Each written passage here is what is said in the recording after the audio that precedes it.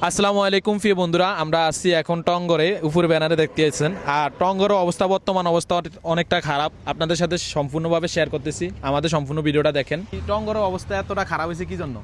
এই পালা আমি বরিশালে গেছিলাম, এর ভিতরেই বন্যা হয়েছিল। এই বন্যার সাথে উপরে ঠাইল ভাঙ্গা এবং কি উপরের এই গাছের টেপাই না পড়ে এটা অনেক সমস্যা হয়ে গেছে গা। আশা করি অল্প কয়েকদিনের ভিতরে ইনশাল্লাহ তাই ঠিক করে এলাম।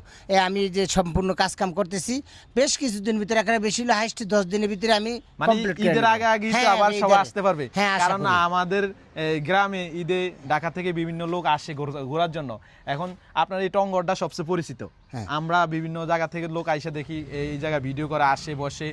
জায়গাটা একটু আনকমন, দেখতে ভালো লাগে। আপনারা আশা করেন আগের চেয়ে অনেক সুন্দর হবে, অনেক ভালো হবে। এবার আমি আরো অনেক সুন্দর করে করবো, টিন দিয়ে করবো এবার, বুঝছেন। আর নিচে দিয়ে সন্ধ্যা ডেকোরেশন করে নেব।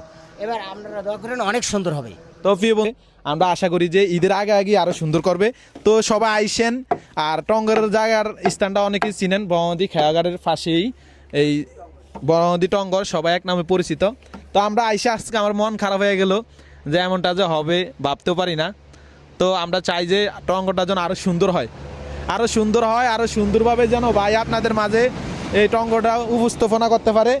কারণ এই জিনিসটা অনেক পুরানো, গাছের শিকড়, অনেক পুরানো কিছু ঐতিহ্য ধরে রাখছে এই টঙ্গরের মাধ্যমে। এই জিনিসটা আমাদের কাছে সবচেয়ে ভালো লাগে।